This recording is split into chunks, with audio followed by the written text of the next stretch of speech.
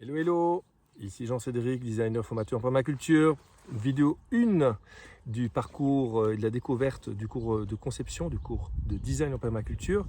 Eh bien, je vais vous raconter en fait ce qui m'a amené à d'une part découvrir le cours de conception ou les cours de conception parce que j'en ai suivi plusieurs et puis comment ça m'a amené aujourd'hui à vivre dans une ferme et surtout à être devenu designer en permaculture. Eh bien, au départ, il y a eu 3 déclencheurs, et d'ailleurs, je serais très curieux d'entendre ou de lire si ces 3 déclencheurs, vous les ressentez dans votre vie, s'ils touchent à vos besoins, à vous. En tout cas, il y a eu 3 besoins qui sont à l'origine de ma mise en mouvement. Le premier besoin, c'était un besoin de nature, un besoin d'être en immersion dans la nature tous les jours. Moi, je suis un enfant de la campagne, j'ai migré vers la ville comme pas mal de personnes pour le boulot tout simplement. Et très sincèrement, moi j'ai vécu à Bruxelles un certain nombre d'années et ça m'a manqué. Et donc j'avais ce besoin, c'est de vivre l'immersion dans la nature quotidiennement. Premier besoin. Deuxième besoin, c'était un besoin de contribution. C'était une quête de sens. J'avais l'impression de faire un métier qui m'a passionné un moment, mais que je trouvais finalement assez superficiel, qui correspondait peut-être pas vraiment à qui j'étais. Ça, c'est les trajectoires de vie, d'études, trajectoires familiales, peu importe. Et tout simplement, j'étais en quête de sens. J'avais soif d'éthique aussi. Je me posais beaucoup de questions dans les affaires. Je trouvais que l'ambiance dans les entreprises n'était pas toujours saine. Et j'avais envie de changer ça. Et le troisième besoin, c'est un besoin d'être, comment est-ce que j'avais écrit? J'ai un besoin d'être rassuré, voilà, un besoin d'être rassuré, voire un besoin de sécurité, parce que j'avais pris conscience au début des années 2000.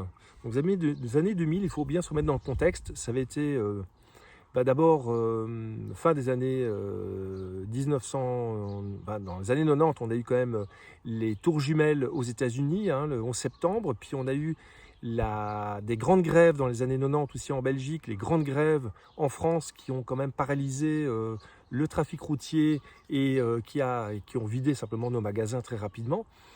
J'ai écrit un article là-dessus si ça vous intéresse dans le blog sur Destiny Permaculture. Il y a un blog qui s'appelle « J'étais incapable de produire mon alimentation » et qui explique en détail l'histoire de ces prises de conscience. Et puis il y a eu la tempête du 26 décembre 1999 aussi en France qui a paralysé la France. Enfin, certains départements français, plus de 10 millions de Français dans le noir pendant plus d'une semaine. Et puis là, je me suis posé pas mal de questions et je me suis dit, est-ce que je serais capable, en cas de ralentissement, en cas de gros couac, de subvenir à mes besoins et à ceux de ma famille? La réponse était non. Et là, je me suis dit, il faut que je me mette en mouvement. Et je me suis mis en mouvement. Et dans les années 2000, et puis j'ai trouvé un métier qui m'a permis de quitter la ville d'abord. Et un jour, grâce à cette profession, dans le tourisme d'ailleurs, dans les Ardennes belges, j'ai découvert une ferme que j'ai achetée sur un coup de tête, un grand coup de cœur, parce que je me projetais là-dedans. Pour faire une très longue histoire courte, en 2013, je suis parti, j'étais nouveau épuisé, fatigué. Je suis parti faire une retraite dans la nature, dans un lieu magnifique qui s'appelle les Amanins, en Drôme, dans la région de Cray, pour ceux qui connaissent la Drôme.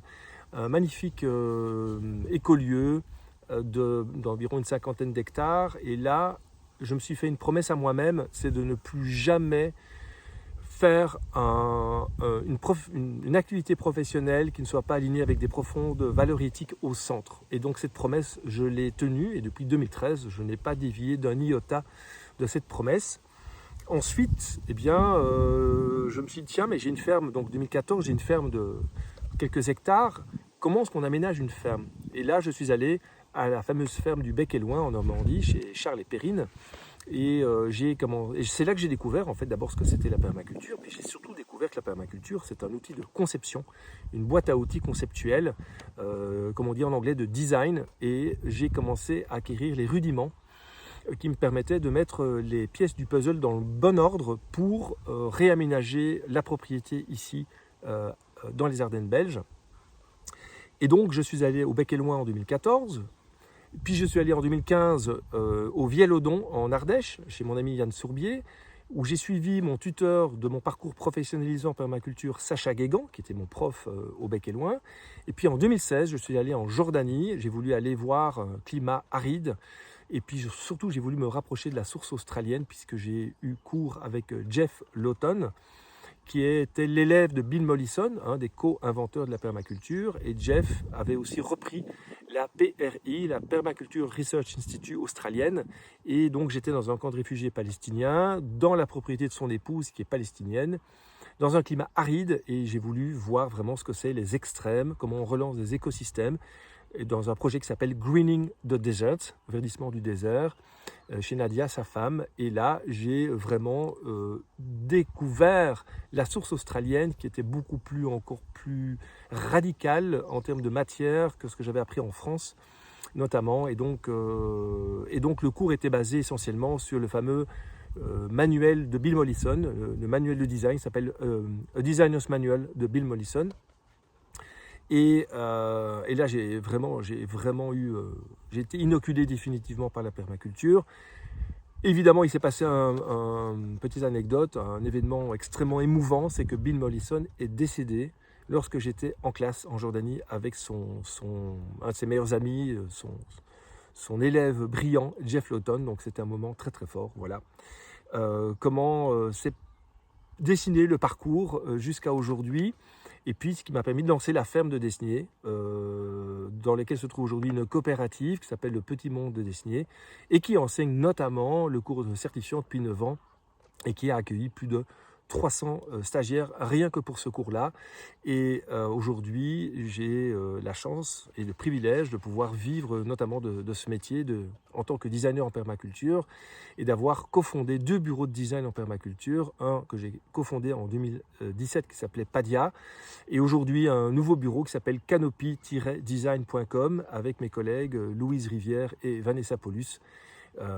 Donc quel bonheur de pouvoir aider les personnes à créer des écosystèmes magnifiques, productifs, solidaires, résilients, avec de la beauté partout où on passe, et que ce soit en Belgique, au Luxembourg, en France, au Portugal, au Maroc.